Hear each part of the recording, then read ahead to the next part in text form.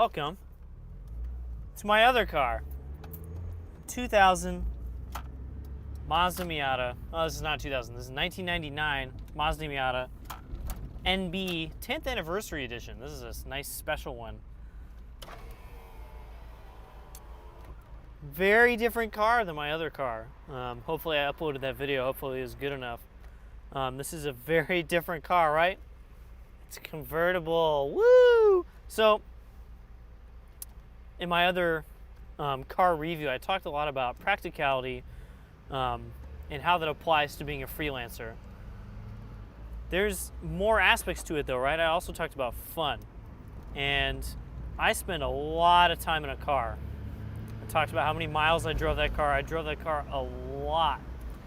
And one thing that got really old is that the car is just not that fun.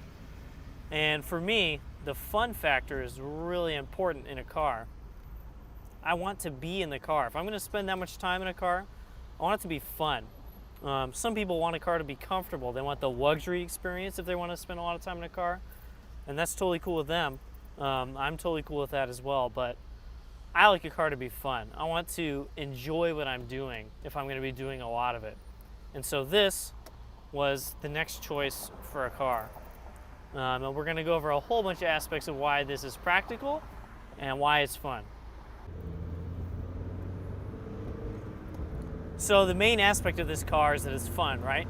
It's got a 1.8 liter dual overhead cam engine that makes 140 horsepower, 112 torque. It's probably a lot less than that now, just because it's older. And that's fine because this car only weighs 2,500 pounds, which is a good 800 pounds less than the Honda Accord that I drive, a lot elsewise this. So this car doesn't weigh anything. A modern sedan that most people are gonna see, most people are gonna drive, weighs like 3,800 pounds, something like that. So literally 1,000 pounds more than this. A really important aspect of a car is its power to weight ratio. So how much power does it have for how much weight does it have? And this car does not have a lot of power, but it also doesn't have a lot of weight. So that power to weight ratio is very, very high. Another fun aspect of this car is that it has a 6-speed manual gearbox.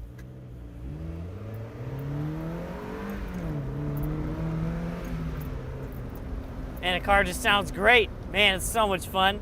You can see I'm smiling driving this car. The other car, sometimes I smile, and it's usually not because of how the car is driving. This car does that to me all the time. Of course, everybody talks about the Miata giving you smiles per gallon. Well, guess what? It's totally correct. And this 6-speed manual gearbox is just so much fun. Super close gearing so that the first couple gears are really short. They're all really close together, which actually helps. The one gripe that I have about my other car being a manual, I can drive this car really, really slowly in traffic, which is a huge boon here in Los Angeles when you're stuck in just bumper to bumper parking lot traffic. I can drive this really slowly and not have to feather the clutch and the throttle, burn up my clutch, do a bunch of damage. This car actually can go very slow, which is not something you would expect from a little sports car like this. Now, this car is just sporty enough that we can start to talk about more involved things, like how it rides, how it handles, how it accelerates, stuff like that. Basically, I'm not going to bore you guys with a bunch of technical details, but it's really fun. Check out this.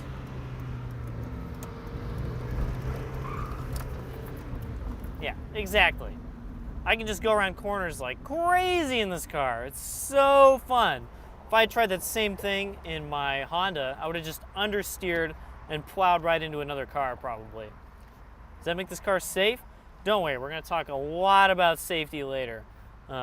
Basically, no. No, it's not. So I'm still a freelancer. I still need to get this. I need this car to get me from A to B with instruments and like my outfit, all sorts of other things, right? So what does this tick off? Well, we've got the practical aspect, the reliability aspect, and the fun aspect. We talked a little bit about fun because this is primarily a fun car. But does it do those other things? Surprisingly, yes. Mazda Miata is a very reliable car, especially if you do normal maintenance like you should do with any car. I mean, this car is 20 years old. It's got fewer miles than my other car, and it's just done a lot better in every regard, reliability-wise, than the other car as well.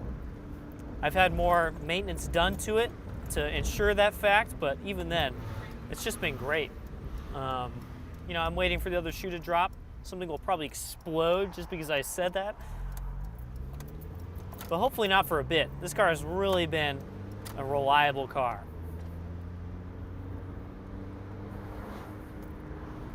Now, talking about practicality. For the average gig, for the average teaching thing, let's say I need to bring 1.5 instruments, because most of the time I need one instrument. Usually when I teach, I bring 2. And I kind of do both of those half and half. Can I bring instruments with me? And can I get myself to places on time? Yes. I mean, for one, I'm usually driving by myself, so of course I have an entire passenger seat right next to me available to put trombones in or whatever. Usually my backpack is right there. And you guys are going to see in a second, the trunk is surprisingly big, and I can fit just enough stuff in here to keep me satisfied. Also, what's really cool is with the top up, and usually the top is up. I'm not going to drive it like this. Today is just super nice, and this is a good way to demonstrate this car. Usually the top is up, and on the shelf where the top goes when it's down, my screw bell case fits perfectly. So I can actually usually keep that with me in the car and have nothing in the trunk at all. So even better weight distribution like we talked about in the other video. So, and this is going to take a little bit of time, let's talk about safety. Is this a safe car? The answer is no. This is not a safe car. This car has 3-point seat belts and front airbags. And that is it. That is the extent of this car's safety stuff. Other than that, I mean, there's basically no crush zones. I don't have side impact airbags. The belt lines in this car are very low. So if a tall vehicle hits me, it might just go over that and through the window. It's very small. It's not a very visible car. I mean, there's a lot of things against this car. If I roll over, I'm basically dead. The roof cannot hold the weight of this car because it's just a convertible. On modern convertibles, there's usually safety hoops or a safety thing behind the headrests that will hold up the car if you roll over. But this is built way before that, and so there's nothing like that in this car. I can have a roll cage put into this car with some effort. Yes, I can have that done, but that actually increases the chance that the roll cage will hit the back of your head if you're rear-ended in this car.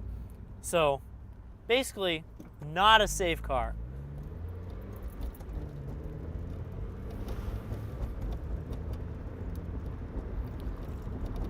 Let's talk real quick about price. So what am I paying to have a really fun car that is kind of practical and not safe? This one cost me $4,500, which in the grand scheme of things, talking about cars again, not about everything, talking about cars, is not a lot of money for a car. There's nothing you can get new for that price. I think the cheapest new cars, like, they're just god-awful and they're like $12,000, right? There's basically nothing you can get for this price, especially in the sports car world where everything is just a little more expensive.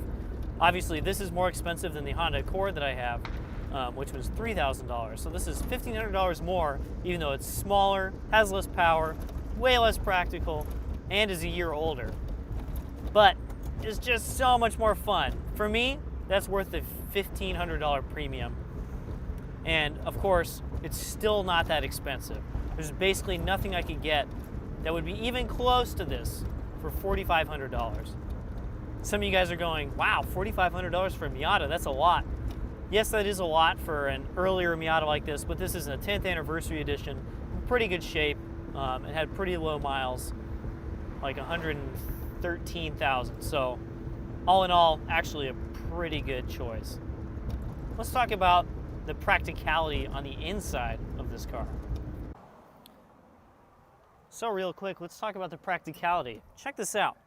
This is probably my biggest bass drum moon case that I actually use, and it fits easily in this trunk.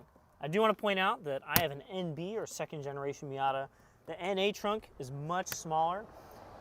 The NC and ND after this are much smaller due to crash regulations. All this stuff has to be thicker, and so the trunk opening on modern Miatas is much smaller than this. So basically the only ones that are practical are the ones that I have, which is pretty handy. So yeah, even my largest case fits with ample room for like a gig bag, with mutes and stuff in it. I had the tripod for the camera in here. I can also fit my backpack in a case in here. I can fit my double tenor trombone case in here and other stuff. I can fit a lot of stuff in this trunk. So in the practicality aspect, and I can also fit my euphonium. The practicality aspect, basically nothing is sacrificed on a short-term basis with like a normal kind of gig with this car, which is all that I really wanted. Is this for a long trip? Probably not, even though I do want to take a long road trip.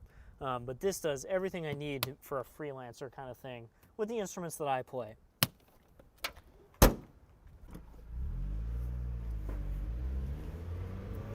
So as I drive home, let's talk about the overall experience of this car as a gig-ready car, as a car that I can freelance in.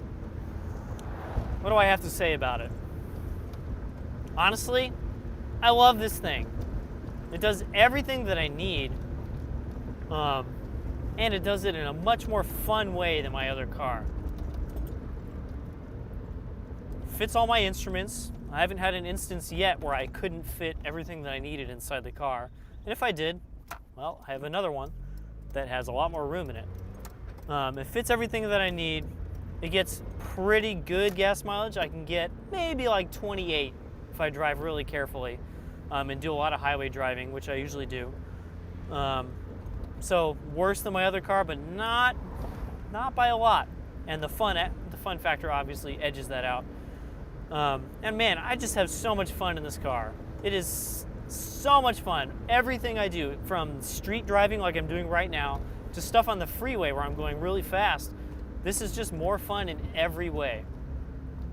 And for me, at this point in time, that is well worth, and of course this is subjective, this is well worth having a less safe car that gets worse gas mileage and is way smaller.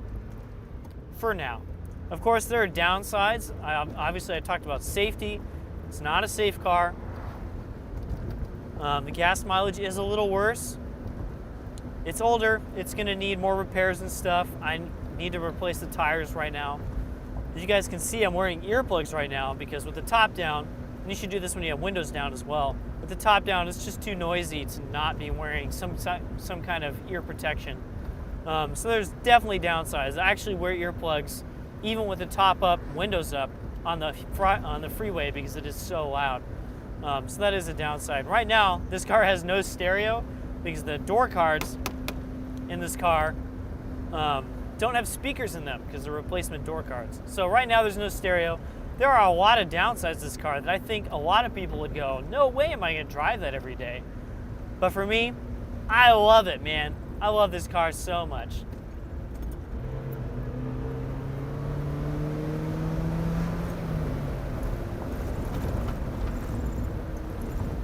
See you guys next time.